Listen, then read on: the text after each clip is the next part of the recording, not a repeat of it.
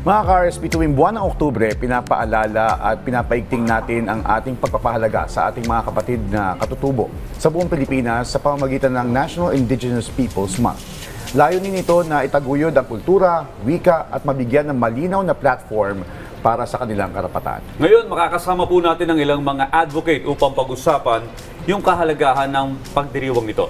At para mapalawak pa yung kaalaman po natin patungkol sa kanilang pamumuhay at kultura, kasama po natin ngayon si Dr. Edwin Antonio, ang founder ng Katutubo Exchange Philippines, Ma'am Anastasia Viola, na isang Ipatan Culture Bearer, at Sir George Kiboy, na Iranon Maguindanao Culture Bearer. Magandang umaga po at welcome sa Rising Chain Pilipinas. Magandang umaga po sa inyo.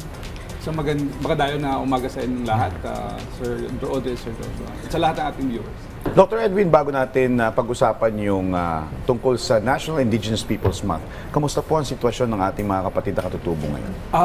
Doing well naman, no?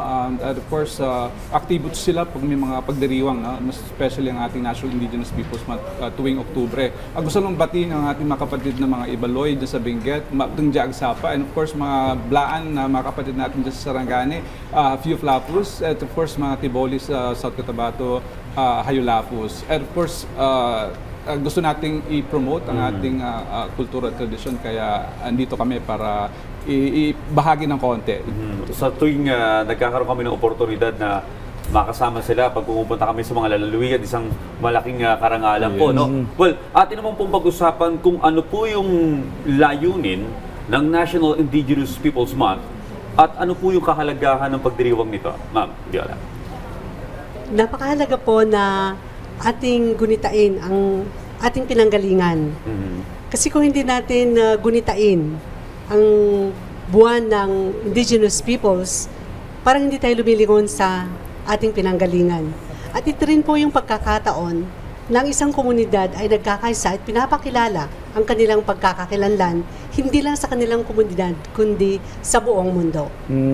Dr. Edwin, narinig din po namin na mayroon kayong organization na Katutubo Exchange Philippines. Ano po yung purpose nito? Ano Yeah, actually, this is a volunteer-driven organization composed of indigenous youth at mga cultural workers. Kasama natin si Ma'am Ann at si Sir George. No? Gusto nating i-promote at of course i-preserba ang ating kultura at traditions pamamagitan ng ating mga kabataan. So sila inimbitahan natin annually, no, para mag-gather at magpunta sa isang lugar tapos magbahagi kanilang kultura at tradisyon. At syempre, natututunan din nila yung mga kultura at tradisyon mula sa community na binibisita. And of course, nagkakanda kami ng outreach programs, pupunta kami sa mga schools at sa mga other government institutions para magturo kung ano yung meron tayo, kasi medyo nakakaligtaan na ating mga kabataan ngayon dahil because of the influence of modern technology, medyo doon na yung focus nila. Pero ginagamit din natin yung modern technology para ma-educate yung ating public, no, about our culture and traditions. Yan na nga, medyo yung hati ang atensyon ng mga kabataan natin yan. Pero Ma'am Anastasia, no, bakit po mahalaga na patuloy na maituro sa susunod na henerasyon yung kultura at sining ng mga katutubo? Kinakailangan po na matutunan ng kabataan o ng bagong henerasyon ang wika ng kanilang lugar, wika sa kanilang pinanggalingan. Ito po yung pagkakakilanlan at ito yung nabanggit ko kanina na siya yung sumasalamin sa kanilang mga saloobin, kung ano ang kanilang kultura, at siya din po yung vehicle for the transmission of their culture. At para naman po sa amin sa Batanes, sinisika po namin na itinuturo, ipinapractice ang aming kultura para sa ganon yung bagong henerasyon ay matututunan lang nila magsimula sa kanilang mga bahay, sa kanilang mga tahanan, at ganoon din po sa kanilang paaralan. Alright. Importante na hindi maputol at hindi makalimutan. Dapat tuloy-tuloy. Maganda nga yung nasabi rin ni Doc Edwin na nag-a-adapt kayo sa digitalization. Kay Sir George, meron po kayong mga programa para sa ating mga katutubo, sa mga komunidad, para sa kanilang mga pangangailangan. Okay. Mapia Mapita, sa Likita Nulangon, sa Salitang Maguindanao, Iranon. Sa kasalukuyan ngayon, lagi po kami nagkakandak ng mga outreach program like kulintang. Nagtuturo po kami ng mga kulintang. Tinuturo din namin sa mga kabataan ngayon, lalo na sa komunidad namin, mga Iranon Maguindanao, anong kahalagaan ng mga pagtutubaw using like this one. Tapos ang malong na inol namin dahil ito po ay isang dignidad at dala-dala ng aming mga kaninunuan noon pa. Sir George, ano yung kulintang? Kulintang is an instrumental, palabuni-buni yan, instrumental of the, traditional instrumental of the Maguindanao and Iniran. Musical instrument. Musical instrument. Kulintang. Well, napakaganda nga ng kanilang mga kasuotan, ano? Well, maaari niyo po bang ibahagi sa amin kung ano pa yung mga kailangan tulong ng ating mga katutubo? Simulan po natin sa Maguindanao. Okay. Sa amin siguro more on education, more on scholarship, para mas maraming magtapos sa mga katutubo namin. Sa inyo po, ma'am.